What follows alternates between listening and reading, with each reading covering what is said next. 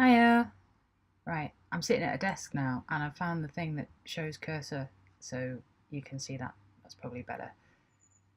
What was I going to show you? I was just going to do a really short video on keyboard shortcuts because I realised that some of the keyboard shortcuts I told you in my other video are not the defaults because Premiere is set up where it comes. Go to Premiere Pro, keyboard shortcuts. It's set up for multi-camera editing because that's the default way of using Premiere and what most people are doing with it. But you're not doing that. You're kind of doing the opposite, right? You're decompiling and interrogating someone else's multi-camera editing. So you don't need all these things. So you just change them. This is what I've got at the moment. I change these around quite a lot, and because I'm always like crashing my computer and trashing everything, I have to delete all my preferences and start again. So this isn't that extensive. I tend to accumulate overrides as I go along. If I find myself doing something a lot, I add a keyboard shortcut for it. But some things that I always have are I change the multicams to windows in the project. So project, effects, effect control, source monitor, leptoscopes, program monitor, and that's because I'm often on a laptop and I'm using a trackpad and I don't want to be mousing around because it kills your hands and it's just way faster. So let me just show you that.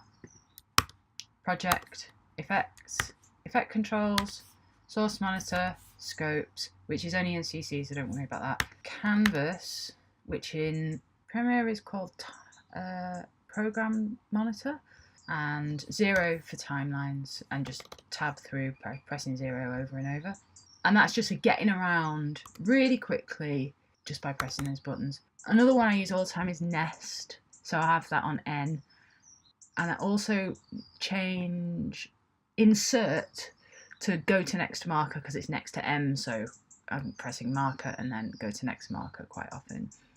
Now, the ones that you probably just don't want and you could just do with getting rid of are ripple trims, ripple edit, rolling edit, which I've already overwritten, and a lift and extract. So you don't need lift and extract if you're using a pancake timeline, and you don't want ripple editing because or really rolling editing because you've not got a lot to roll with.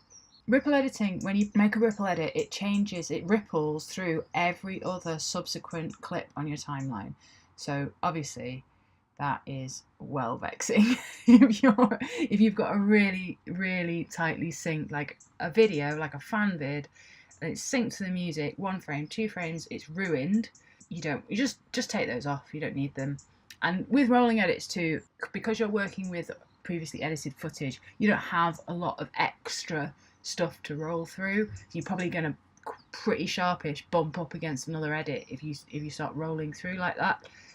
And you can just use slip and slide anyway. Oh, it's raining. It's been really nice here, but now it's just started raining. That's it. Oh, how to do it. So match frame is the best thing in the world. Add frame hold. I've already got it on here. Add frame hold, just like freeze frame. If we wanted to add that onto, say, Shift F, we just select F, add frame hold. You can just type it in here, right, if you know what you're looking for, or you can scroll through the whole list and it shows you every single thing that you can add a shortcut for.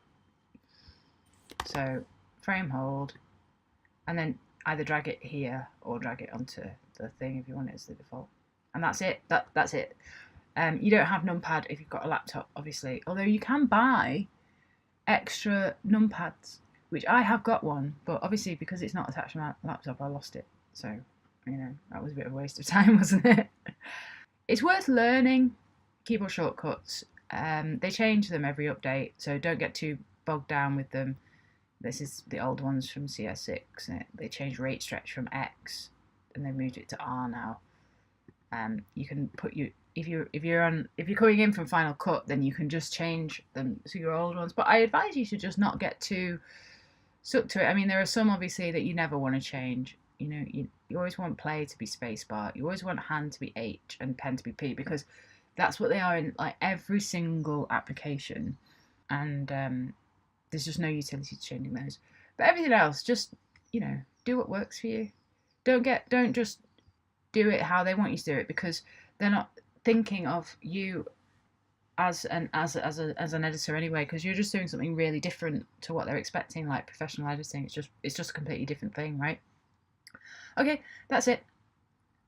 The end.